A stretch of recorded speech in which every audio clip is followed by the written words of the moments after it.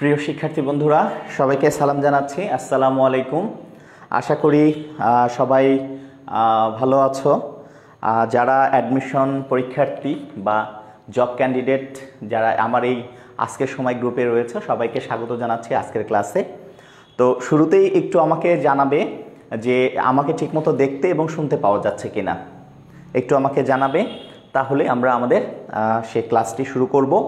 আর আজকে ক্লাস নিব, এখন থেকে নিয়মিতই ক্লাস নিব। একটু ঝামেলার মধ্যে ছিলাম মাঝখানে, বিল্ডিং পরিবর্তন, অসুস্থতা, তো এখন থেকে নিয়মিত চেষ্টা করব তোমাদের সাথে থাকার জন্য। বন্ধুদের এবং বন্ধু যারা আছে তাদেরকে একটু তোমরা নিজেরাও শেয়ার দাও এবং বন্ধুদের একটু মেনশন করে দাও, তাহলে ক্লাসটি ছড়িয়ে পড়ুক।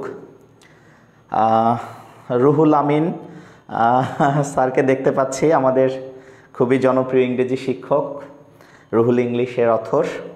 সামনে স্যারের একটা আবার গুরুত্বপূর্ণ বই আসছে, তো একটু আমাকে জানাবে যে ঠিকমতো দেখা যাচ্ছে কিনা, শুনতে পাওয়া যাচ্ছে কিনা। ক্লাসটা সবাই একটু শেয়ার করে দিবে, আর বন্ধুদের একটু মেনশন করতে হবে। তো আমরা যারা জব সিকার রয়েছি, যারা ইউনিভার্সিটি অ্যাডমিশন ক্যান্ডিডেট রয়েছি, বা আমরা যারা এইচএসসি পরীক্ষার্থী রয়েছি, সবার জন্যই আজকের ক্লাস। আজকে আমি কথা বলবো মূলত সমাসের সামান্য কিছু আলোচনা থাকবে, সমাসের ছোটোখাটো বিষয়গুলো। যারা আমার ক্লাস সমাসের করেছে বা অন্য কোথাও করেছে তাদের জন্য ছোটোখাটো কিছু সমস্যা নিয়ে ক্লাস থাকবে। ওকে, তারপরে ক্লাস শেষে সবার কমেন্টসে দেখব যে কোন টপিকটির পরবর্তীতে ক্লাস চাই, সেটির উপর বেস করে আমরা ক্লাস দিব। তো সমাসের যে ধারণাটা, প্রথাগত যে ধারণাটা, আমরা জানি সমাস শিখতে নাকি অনেক দিন লাগে। সত্যিকার অর্থে সমাস শিখতে অনেক দিন লাগে, সুন্দর করে ভালো করে শিখতে গেলে অনেক সময় লাগে। তো আজকে আমরা সমাসটা সম্পর্কে একটু ধারণা নিব, বিষয়টা কি, জিনিসটা কি, সেই বিষয়গুলোর একটা বেসিক ধারণা নিব, একটা কনসেপ্ট নিব, একটু আলাদা ধরনের কনসেপ্ট নিব। ওকে, তো সমাসের শুরুতে আমি জানি যে এইটির বেসিক কনসেপ্ট স্টুডেন্টকে দিতে হয়। আমি বেসিকে যাচ্ছি না একদমই, আমি শুরুতেই যে বিষয়টিতে যাচ্ছি সেটি হলো, আমাকে যখন সমাস নির্ণয় করতে দেয়, সেটি রিটেন হোক বা এমসিকিউ হোক, যখন সমাসটি নির্ণয় করতে দেয় তখন একটি শব্দ আমাদের চোখের সামনে থাকে। সেই শব্দটি কোন সমাস বা সেটির ব্যাসবাক্য কী হবে, এই জাতীয় কোশ্চেনগুলো করা হয়ে থাকে। এখন সমাস শেখার ক্ষেত্রে আমার প্রথম যে কথাটি শিক্ষার্থী বন্ধুদের, সেটি হলো সমাসের ক্ষেত্রে মনে রাখতে হবে, এই যে যেমন বাবা, এটি একটি শব্দ, এটির কখনো সমাস হবে না। আমি কি বোঝালাম? সমাস সম্পর্কে আমি আজকে প্রাথমিক একটা ধারণা দিব, একটু অন্যরকম ধারণা দেওয়ার চেষ্টা করব। সবাই সাথেই থাকবে আশা করি। ধরে নিয়ে আমাদের একটা সমাস নির্ণয় করতে দেওয়া হয়েছে, সেখানে একটি শব্দ রয়েছে বাবা, এটি সমাস হবে না। সমাস হতে গেলে মিনিমাম দুটি পদ লাগবে, অর্থাৎ এর সাথে যখন আমি মা যুক্ত করছি তখন এটির সমাস হবে। আমি যদি বলি যে আকাশ, এটির সমাস কি, এটির সমাস হবে না। আমি কিন্তু প্রথমেই বলেছি, আমি কিন্তু সমাসের বেসিকে যাচ্ছি না, আমি সমাস জিনিসটা কি সেটির একটা ধারণা তৈরি করে আমি বেসিকে যাব। আকাশের সমাস নির্ণয় করতে দিলে আকাশের সমাস হবে না, মিনিমাম আরেকটি শব্দ বাতাস লাগবে, এটি দন্তাস্য হবে, বাতাস লাগবে। অর্থাৎ সমাসের ক্ষেত্রে মনে রাখতে হবে, একটি পদের সমাস হয় না, সমাস হতে গেলে একাধিক পদ লাগে, অর্থাৎ মিনিমাম, অর্থাৎ কমপক্ষে দুটি পদ লাগবেই, ওপরে বেশিও হতে পারে, কিন্তু কমপক্ষে কয়টি লাগবে? দুটি পদ লাগবে। অর্থাৎ কেউ যদি এখন আমাকে প্রশ্ন করে যে ভাইয়া তাহলে এই যে সপ্তর্ষি, এই জায়গাটাতে তো একটি পদ দেখা যাচ্ছে। না বাবা, এখানে একটি পদ নেই, এখানে দুটি পদ রয়েছে। খেয়াল করতে হবে, এখানে একটা হচ্ছে সপ্ত আছে, আর একটা আছে কি ঋষি, অর্থাৎ এখানে পদ কিন্তু দুটি রয়েছে। ওকে, তার মানে সমাস সম্পর্কে আমি প্রাথমিক যে ধারণা দিলাম, যে সমাস যখন আমাদের নির্ণয় করতে দিবে তখন মিনিমাম কটি পদ থাকবে? দুটি। এখন আমি খুব সহজে, আমাদের মোট সমাস আছে 6টি। আমি বেসিকে যাব বলেছি, যাব। আমাদের যে 6টি সমাস রয়েছে তার একটা প্রাথমিক ধারণা আমি তোমাদের মধ্যে তৈরি করতে চাই। সেটি হলো, ধরে নাও এখানে আমি একটা শব্দ লিখলাম ডাল এবং ভাত। তাহলে এই যে এখানে পদ কয়টি রয়েছে? দুইটি। এখানে আমি লিখলাম পান্তা ভাত, এখানে পদ কয়টি? দুটি। সুতরাং এগুলো সমাস নির্ণয় করা যাবে। আমি বললাম হলুদ মরিচ, পদ কয়টি? দুটি। এখানে আমি বললাম কাঁচা মরিচ, এখানে আমি বললাম গায়ে হলুদ, গায়ে হলুদ। এখান থেকে আমি একটি ধারণা দেওয়ার চেষ্টা করছি। সমাস মানে দুটি পদ থাকবে। যখন কাউকে বলবে যে এটির সমাস কি, এটি কোন সমাস, আমার কথা হচ্ছে প্রথমে আমাকে সমাসটি চিনতে হবে যে এটি কোন সমাস, তারপর আমি ব্যাস বাক্য চেনার চেষ্টা করব। খেয়াল করি, সবাইকে মনে রাখতে হবে খুব সহজ করে, সমাস কয়টা? 6টা। এর ভিতর 3টা নিয়ে আমি ধারণা দেওয়ার চেষ্টা করছি। লক্ষ্য করি একটু, এখানে কয়টা পদ আছে? 2টা পদ, ডাল এবং ভাত। আচ্ছা শিক্ষার্থী বন্ধুরা, ডাল এবং ভাত, এখানে পদ দুটি, শব্দ দুটি, কিন্তু দুটি শব্দ দ্বারা দুটি জিনিস আমরা যদি বুঝে থাকি কোনো কথা হবে না। শব্দ দুটি, পদ দুটি, দুটি আলাদা জিনিস হলে পারে কোনো কথা হবে না, সেটি হয়ে যাবে হচ্ছে দ্বন্দ্ব। লক্ষ্য করি সবাই, সেটি কি হবে? দ্বন্দ্ব, কারণ ডাল আলাদা জিনিস, ভাত আলাদা জিনিস। এইবার যদি আমরা একটু লক্ষ্য করি যে এই যে পান্তা ভাত, পদ কয়টি? এখানে পদ রয়েছে দুটি, কিন্তু পান্তা ভাত জিনিস কি দুইটা? না, জিনিস একটা। জিনিস কিন্তু একটা। তাহলে দুটি পদ দ্বারা যদি জিনিস একটি বোঝায় তাহলে আমরা ধরে নিব এটি কর্মধারয়। আমি আবার পরিষ্কার করছি, দুটি শব্দ দ্বারা দুটি আলাদা আলাদা জিনিস বোঝালে তাহলে সেটি হয়ে যাবে আমাদের কি? দ্বন্দ্ব। দুটি শব্দ দ্বারা যদি একটি জিনিসকে বোঝায় তাহলে হয়ে যাবে হচ্ছে আমাদের কর্মধারয়। এবার আসি, তাহলে হলুদ এবং মরিচ এই দুটা কি এক জিনিস না আলাদা আলাদা দুইটা জিনিস? হলুদ এক জিনিস, মরিচ এক জিনিস, তাহলে নির্দ্বিধায় আমরা বলতে পারবো এটি কি? দ্বন্দ্ব। এখন যদি আমি এখানে একটি শব্দ লিখি, হাত ঘড়ি, পদ কয়টি আছে? দুটি। তাহলে হাত একটা পদ, ঘড়ি একটা পদ, পদ দুটি। কিন্তু দোকানে যে যদি আপনি বলেন যে ভাই আমাকে একটি হাত ঘড়ি দেন, বলবে যে এই লেন হাত লেন, তারপরে এই যে ঘড়ি লেন, এরকম কিছু না। হাত ঘড়ি চাইলে আপনাকে একটি প্রোডাক্টই দিবে। তাহলে পদ দুটি কিন্তু জিনিস যদি একটা হয় তাহলে সেটি কি হয়ে যাবে? কর্মধারয়। তাহলে যে 6টা সমাস আছে, 6টা সমাস নির্ণয় করার ক্ষেত্রে প্রথমেই সমাসের ক্ষেত্রে লক্ষ্য করতে হবে যে আমাকে যে দুটি পদের সমাস নির্ণয় করতে দিবে, পদ দুটি হয়ে জিনিস যদি দুইটা আলাদা হয় কোনো কথা হবে না, দ্বন্দ্ব। আর পদ দুইটা কিন্তু জিনিস মাল একখান, তাহলে সেটা কি হবে? সেটি হবে কর্মধারয়। যেমন এইখানে যদি আমি দেখি বাবা মা, দুটি শব্দ, দুটি আলাদা পদ, সুতরাং কোনো কথা ছাড়া এটি কিন্তু দ্বন্দ্ব।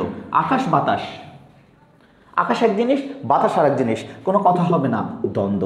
ভাই শিক্ষার্থী বন্ধুরা, আমি আবারও বলার চেষ্টা করছি, আমি কিন্তু আপনাকে আজকে ব্যাস বাক্য শেখাতে আসিনি, আমি বেসিক কনসেপ্ট দিব, কিন্তু সমাসের শুরুতেই আমি চাই যে জানুক যে আসলে সমাস জিনিসটা কি।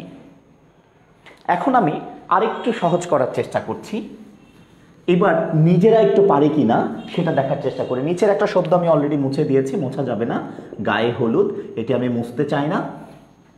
এবার আমি লেখা শুরু করব, আমরা দেখব যে আমরা বুঝতে পারি কি না।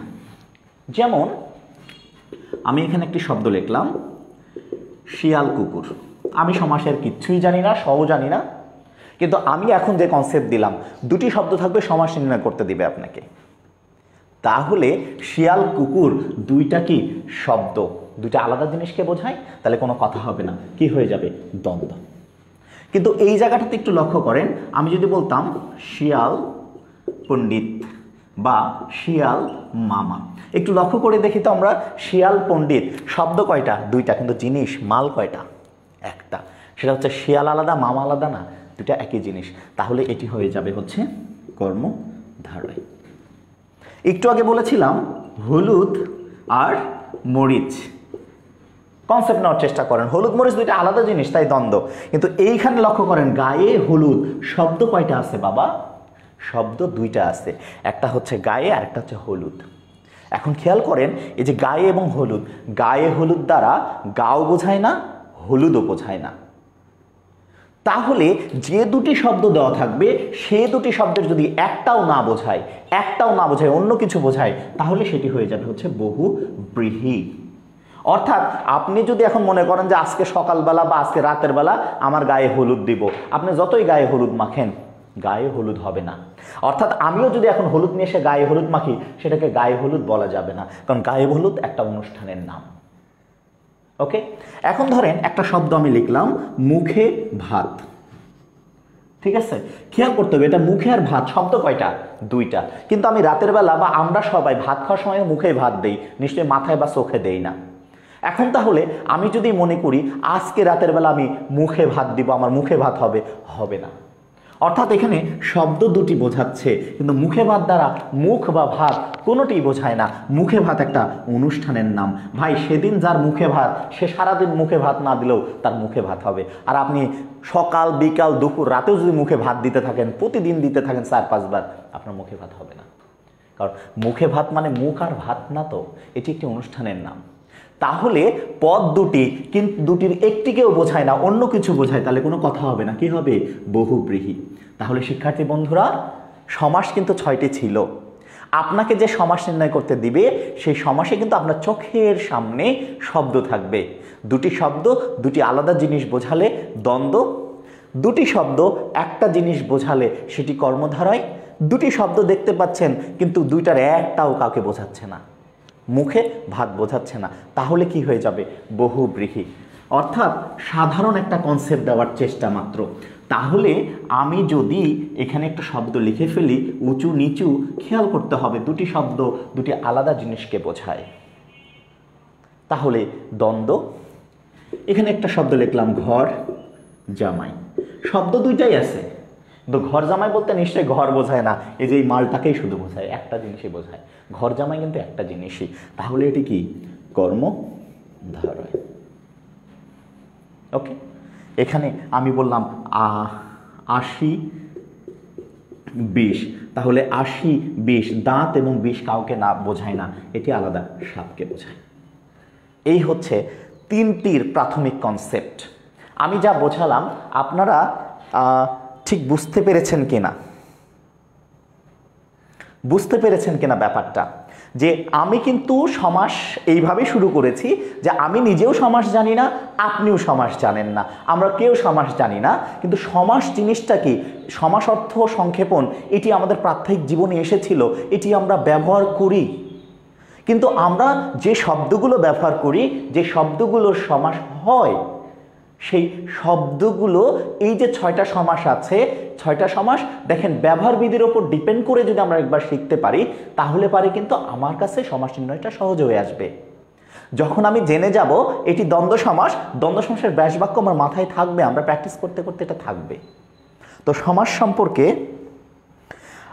জিনের বাচ্চা হাজির হয়েছে, দেখতে পাচ্ছি। জিনের বাচ্চা আমাকে জিজ্ঞেস করেছে ভালো আছে কিনা। তো জিনের বাচ্চার কাছে চাওয়া, সে যেহেতু জিনের বাচ্চা, সেহেতু তার কাছে একটু চাওয়া হচ্ছে আমরা যেন সকলে সুস্থ থাকি, করোনা থেকে মুক্তি হয়, এটি হচ্ছে আমাদের চাওয়া। ওকে, আমার কনসেপ্টটা কি আপনারা ধরতে পেরেছেন, বুঝতে পেরেছেন? যে আসলে সমাসের ক্ষেত্রে যে শব্দগুলো থাকে আমরা একটু বুঝে শুনেও কিন্তু সেগুলো করে ফেলতে পারি। হ্যাঁ, তো চলেন আমরা আসলে আমাদের এই পর্বে যদি সমাস চান সবাই, সমাসের ক্লাসই কয়েকটি ক্লাসে বিভক্ত করে আমরা করতে থাকবো। হ্যাঁ, আমরা সমাসের ছোট ছোট প্রবলেমগুলো শিখতে থাকবো। আজকে ছোট প্রবলেম শেখার কথা, তবে সমাসের ছোট প্রবলেমগুলোতে যাওয়ার আগে আমি আপনাদের সমাস সম্পর্কে একটা বেসিক যে ধারণা প্রথমে দেওয়া উচিত সেটি দিব। আমি এতক্ষণ যা করলাম সেটি হচ্ছে আপনাদের মধ্যে একটা ধারণা তৈরি করার চেষ্টা করেছি যে 6টি সমাসের ভিতরে 3টি সমাস নিয়ে আজকে আমি আলোচনা করলাম। যে দেখেন, যেই সমাসটা নির্ণয় করতে দিবে শব্দ দেখেই যেন আমার মাথার ভেতরে কাজ করতে শুরু করে, ফিল করতে শুরু করে, তাহলে পরে সমাস নির্ণয় ব্যাস বাক্য গঠন করাটা সহজ হয়ে উঠবে। তো সমাসের এখন আমরা যে কাজটি করব, একটু বেসিক নেওয়ার চেষ্টা করি, তারপরে আমরা সমাসের আজকে ছোটোখাটো সমস্যার সমাধান দেওয়ার কথা সেগুলো নিয়ে কাজ করব। তো শুরুতেই আসি, ঘরে আশ্রিত জামাই ইকুয়াল টু হলো ঘর জামাই। আমাদের পরীক্ষাতে বেসিক্যালি ঢাকা ইউনিভার্সিটিতে বা জবের পরীক্ষাতে, অন্যান্য পরীক্ষাতেও অনেক সময় বেসিক জায়গা থেকে প্রশ্ন হয়, এই জন্য বেসিক কনসেপ্টেরও দরকার আছে। তো এই যে ঘরে আশ্রিত জামাই, এই কথাটা আমি লিখেছি আপনাদেরকে সমাসের বা আপনি বলি আর তুমি বলি, তোমাদেরকে আমি একটা প্রাথমিক কনসেপ্ট দেওয়ার জন্য। তো আমরা জানি এই যে এই অংশটা থাকে, এটা সংক্ষিপ্ত রূপ হচ্ছে এইটা। আমাদের কিন্তু এটা দিবে না, এইটা দিবে যে ঘর জামাইয়ের ব্যাসবাক্য কি বা ঘর জামাই কোন সমাস, এইভাবে। তো শুরুতেই আসি, এই যে ঘরে আশ্রিত জামাই যে কথাটি লিখেছি, এটির নাম হলো ব্যাসবাক্য। ব্যাসবাক্য বলতে এই পুরোটাই হলো ব্যাসবাক্য। অর্থাৎ একটি শব্দের যে সংক্ষেপণ আমরা দেখতে পাই, যেমন বিদ্যালয় একটি শব্দ, বিদ্যালয় এই শব্দটির পুরো ব্যাসবাক্যটা কি? বিদ্যার নিমিত্তে আলয়, বিদ্যালয়।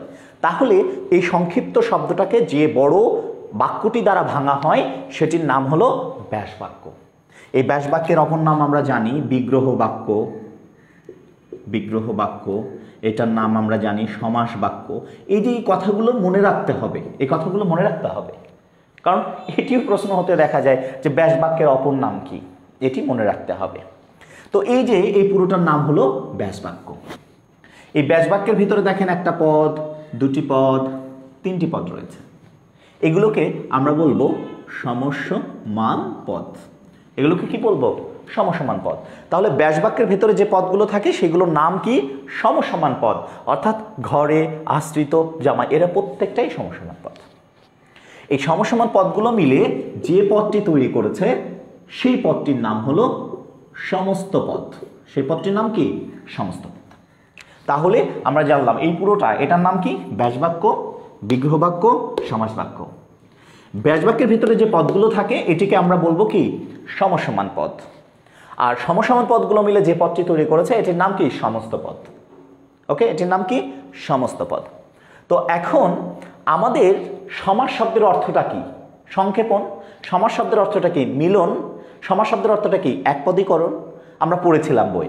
তাহলে দেখেন 1, 2, 3টা পদ মিলে যা বোঝায়, ঘর জামাই তাই বোঝায়। তাহলে এই কয়েকটা পদ মিলে কয়টা পদে পরিণত হয়েছে? একটি পদে পরিণত হয়েছে। তাহলে সমাস শব্দের অর্থ একপদীকরণ। দেখেন এই 3টা পদ মিলেই এটা হয়েছে, সুতরাং সমাস শব্দের অর্থ মিলন। আবার ঘরে আশ্রিত জামাই, এটিকে সংক্ষেপে বলা হয় হচ্ছে ঘর জামাই। তাহলে সমাস শব্দের অর্থ সংক্ষেপণ। এই হচ্ছে আমাদের সমাসের প্রাথমিক কনসেপ্ট। এবার আসেন আমাদের সমাস নির্ণয়ের ক্ষেত্রে সবচেয়ে গুরুত্বপূর্ণ যে দুটি পদ নিজের মাথায় রাখতে হয়, সে দুটি পদের নাম হচ্ছে পূর্বপদ আর পরপদ। আমরা স্কুল জীবনে শিখেছিলাম এটি পূর্বপদ, এটি পরপদ। টিচাররা অনেক সময় আমাদের শেখাতো। তবে আমাদের সমাস নির্ণয়ের সময় যেহেতু এটি দিবে না, এটি দিবে, তাই পূর্বপদ পরপদটা আমরা এখানে লক্ষ্য করব। খেয়াল করেন, এটি হচ্ছে আমাদের পূর্বপদ আর জামাই হচ্ছে আমাদের পরপদ। এই পরপদের আরেক নাম হচ্ছে উত্তরপদ। যদি প্রশ্ন আসে পরপদের অপর নাম কি? পরপদের অপর নাম উত্তরপদ। তাহলে আমাদেরকে যে সমাসটি নির্ণয় করতে দেয়, সেই সমাসটি যদি এরকম থাকে, দুর্নীতি একসাথেও মিশে থাকে, তাহলে দুটি পদ আছে, একটা হচ্ছে দূর আর একটা আছে কি? নীতি। এটি পূর্বপদ, এটি পরপদ। আমাদের যদি বলে যে চা বিস্কুট, তাহলে এটা পূর্বপদ কোনটি? এটি পরপদ হচ্ছে পরেরটা।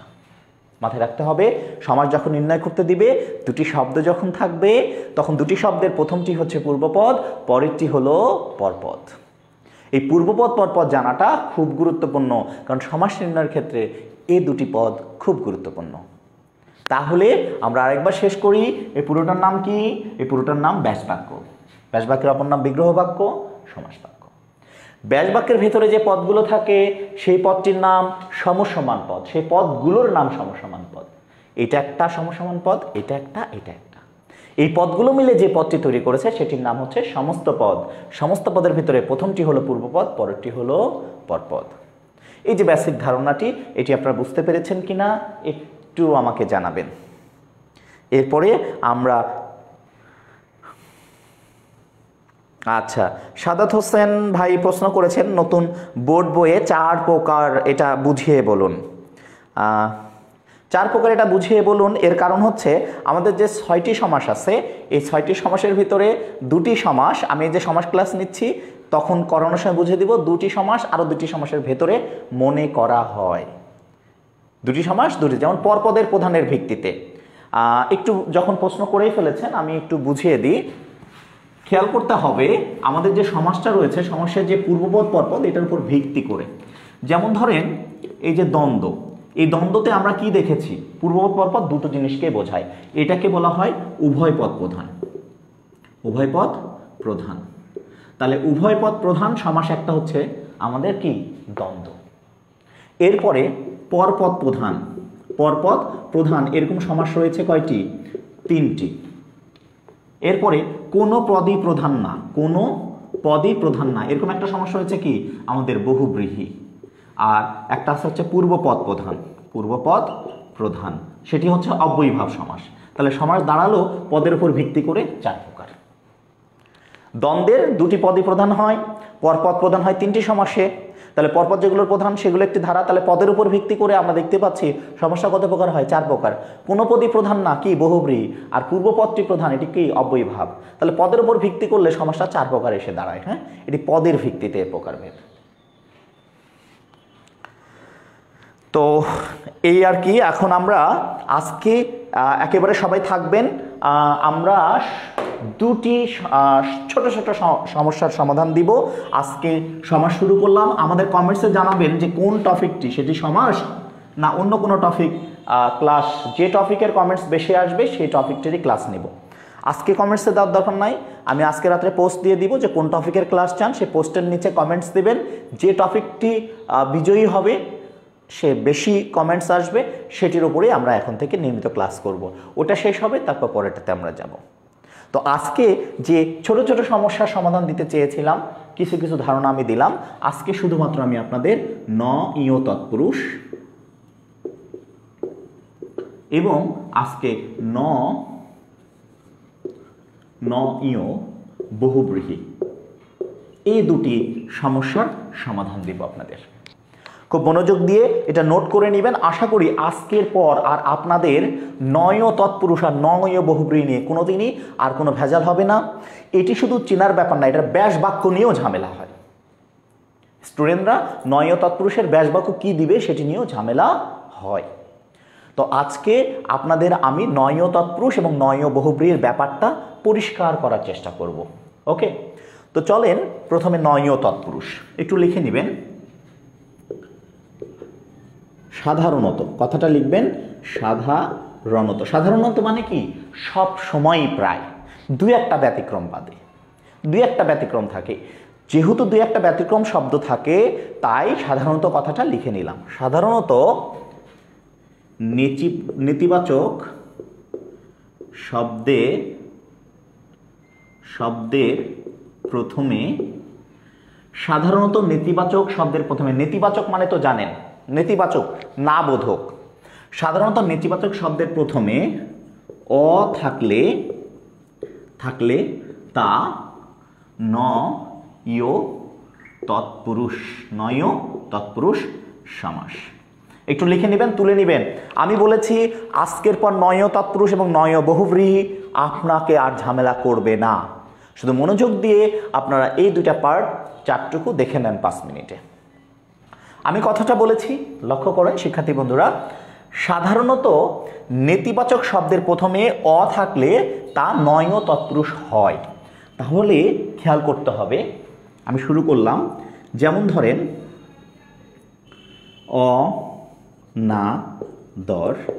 অনাদর, আমি ধরলাম অচেনা, অজানা, ঠিক আছে, অদূর ইত্যাদি ইত্যাদি আরো আরো আরো আরো হতে পারে।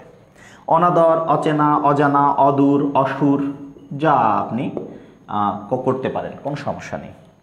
খেয়াল করতে হবে এই প্রত্যেকটা শব্দের শুরুতে কিন্তু আমাদের অ দিয়ে আছে এবং প্রত্যেকটা শব্দ কিন্তু আমাদের কি নেতিবাচক।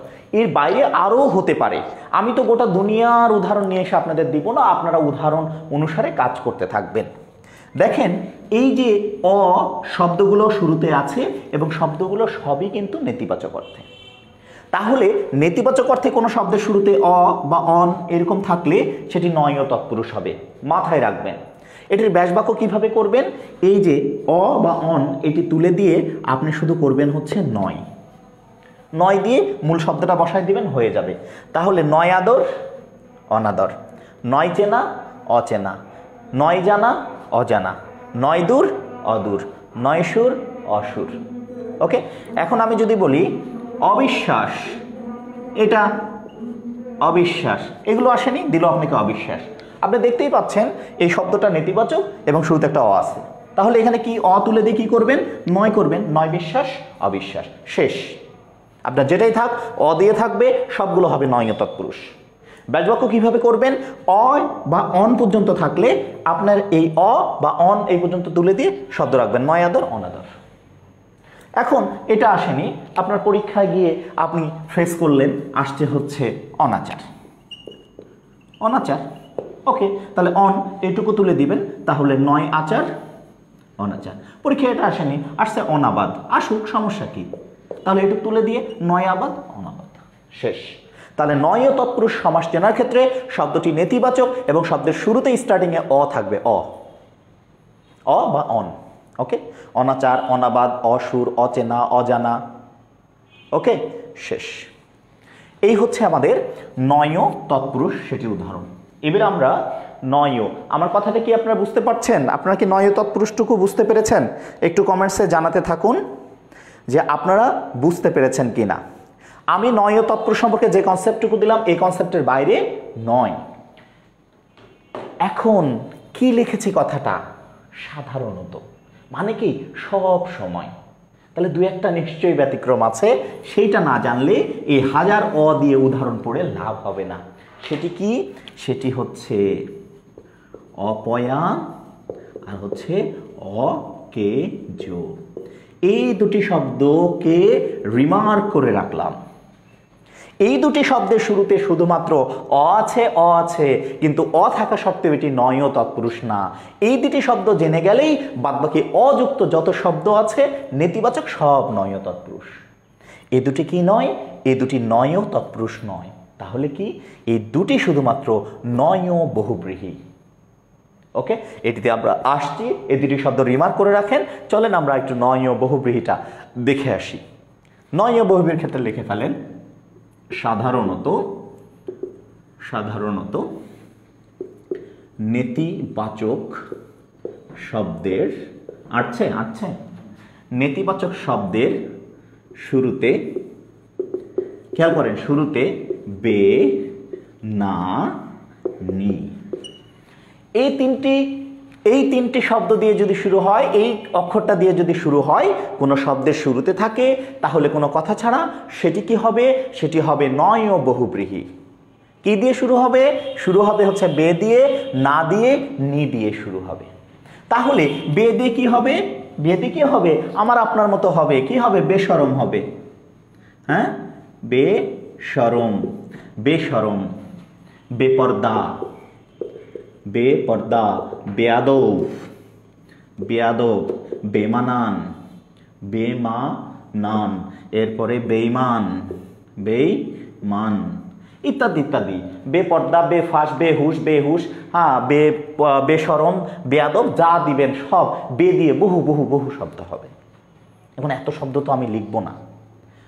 ওকে, ঠিক একইভাবে তাহলে ভাইয়া এগুলোর ব্যাসবাক্য কি হবে, বে দিয়ে শুরু হলে সেটা কি হবে, নয় বহুব্রীহি হবে। ভাই, নয় তৎপুরুষ হওয়ার কোনো সুযোগ এখানে নেই, কারণ নয় তৎপুরুষ শুধুমাত্র অ দিয়েই হবে।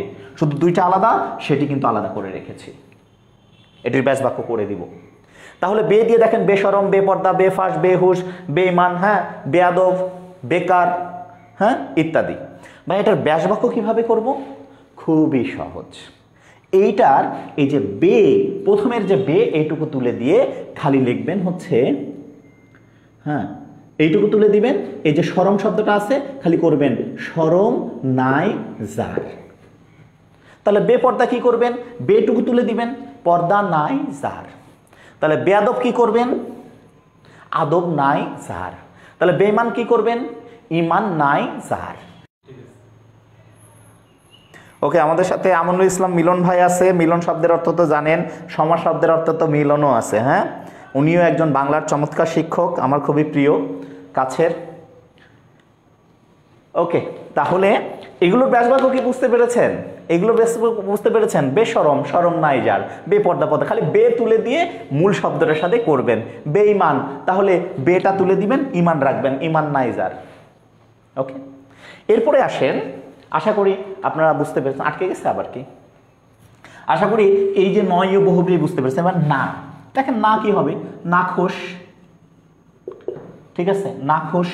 এই যে কি করবেন, এই যে না দিয়ে যে শব্দগুলো থাকবে নাটুকু তুলে দিবেন, খোশ নাই যার। ওকে, এবার আসেন কি নিরুপায়, নিরুপায়, ঠিক আছে, নিরুপায়, নীলাজ ইত্যাদি। নিরুপায় তাহলে উপায় নাই যার, নীলাজ লাজ নাই যার। ওকে, এই হচ্ছে বিষয়। তাহলে আমরা কি জানলাম? এই বিষয়টা থেকে জানলাম নয় বহুব্রীর শুরুতে নেতিবাচক অর্থে শব্দটি বে দিয়ে থাকবে, না দিয়ে থাকবে অথবা নি দিয়ে থাকবে। কনফার্ম। আর অ দিয়ে যদি থাকে তাহলে অ্যাবসলিউটলি সেটি নয় তৎপুরুষ।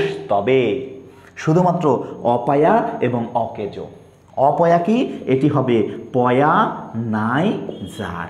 এটি মনে রাখবেন, অকেজ কাজ নাই যার। তাহলে অপয়ার অকেজ মনে রাখলে সমস্ত অ দিয়ে শব্দগুলো নেতিবাচক অর্থে কি হবে? নয় তৎপুরুষ। কিন্তু একটা জিনিস কিন্তু এখানে খুব গুরুত্বপূর্ণভাবে মনে রাখতে হবে। কি জিনিস? তাহলে এই বিষয়টা পরিষ্কার হলে আমি সেই গুরুত্বপূর্ণ জিনিসটা আপনাদের সামনে তুলে ধরার চেষ্টা করব। একটি শব্দ দিয়ে আমি পরিষ্কার করার চেষ্টা করে দিচ্ছি, তাহলে আপনি পরিষ্কার হয়ে যাবেন।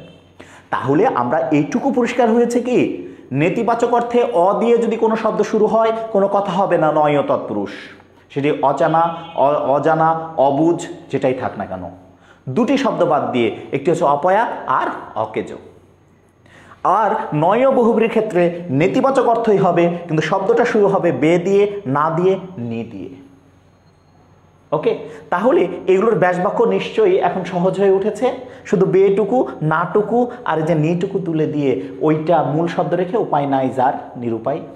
এই যে ইমান নাই যায়, শরম নাই যার, বেশরম, পর্দা নাই যার, বেপর্দা। ক্লিয়ার? এখন আরও একটি বিষয় যদি পরিষ্কার না হয়, আপনারা কয়দিন পরে বলবেন ভাই অমুক বইতে দেখলাম এইটা। কি দেখলেন ভাই? দেখলাম হচ্ছে বেঈমান। এই যে বেঈমান, এটি অব্যয়ভাব সমাস। এটি সমস্যা, এটি পরিষ্কার হতে হবে আপনাকে। যদি বে দিয়ে থাকে অবশ্যই শব্দটা নয় বহুব্রীহি, কিন্তু সমাসের ক্ষেত্রে পরীক্ষার্থী বিভিন্ন বই থেকে বিভিন্ন জায়গা থেকে পড়তে পারেন, যে কোশ্চেন করবে কোশ্চেনকর্তা করতে পারেন। তাহলে কিভাবে ধরবেন? এটি হচ্ছে অব্যয়ভাব সমাস, ধরার উপায় আছে। বে দিয়ে থাকলে কোনো কথা হবে না, নয় বহুব্রী। কিন্তু আপনাকে যদি এটা এইভাবে দেয়, অভাব অর্থে দেয়, অভাব অর্থে অব্যয়ভাব হয়, যে এইভাবে ব্যাসবাক্য করে দিছে, ইমানের অভাব, ইমানের অভাব বেঈমান কোন সমাস, তখন আপনি এটি করবেন অব্যয়ীভাব সমাস। কারণ অব্যয়ীভাব সমাস আপনারা যারা শিখেছেন কিছুটা বা জানেন, আপনারা জানেন অভাব অর্থে অব্যয়ীভাব সমাস হয়। বেঈমান মূলত নয় বহুব্রীহি, কিন্তু আপনার পরীক্ষায় গিয়ে কি করেছে? পরীক্ষায় গিয়ে করেছে, বলছে ইমানের অভাব বেঈমান কোন সমাস। যখন অভাব অর্থে ব্যাসবাক্য করে দিবে, এটি না শুধু অন্য যে কোনোটাই হতে পারে, পর্দার অভাব বেপর্দা, এইভাবে যদি ব্যাসবাক্য করে দেয়, যখন অভাব অর্থে ব্যাসবাক্য করে দিবে, শুধু এটি তখন নয় বহুব্রী অ্যান্সার না করে অব্যয়ীভাব করবেন। কারণ যখন অভাব অর্থ দিয়ে ব্যাসবাক্য করবে তখন ওই শব্দটি অভাব অর্থ দেখাবে, তখন সেটি অব্যয়ীভাব হয়ে যায়। এর বাইরে বেঈমান দিলে কোনো কথা নেই, বেপর্দা বেশরম দিলে কোনো কথা নেই, নয় বহুব্রী করবেন। আপনারা কি বুঝতে পেরেছেন? আজকে শুধুমাত্র নয় তৎপুরুষ, নয় বহুব্রীর যে সমস্যাটুকু আমি দূর করার চেষ্টা করেছি। আপনারা একটু কমেন্টসে আমাকে জানাবেন।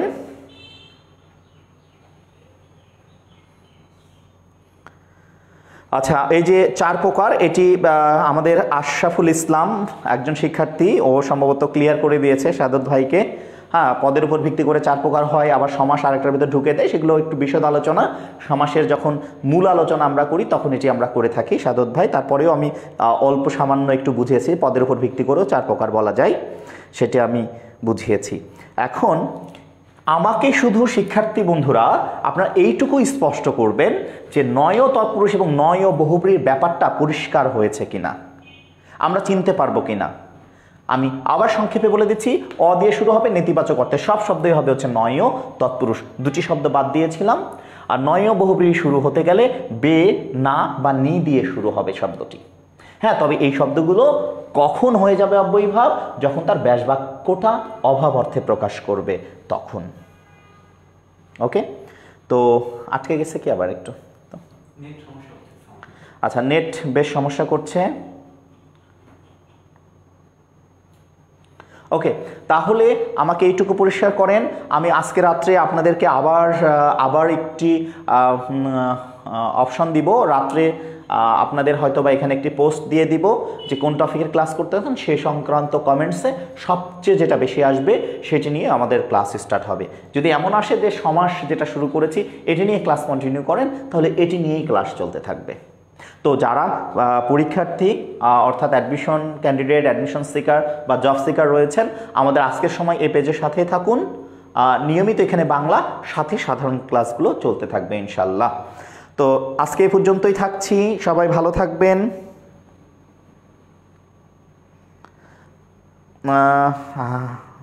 হাসিব রহমান বলেছেন শর্ট কোর্স এখানে অনলাইনে শুরু করব।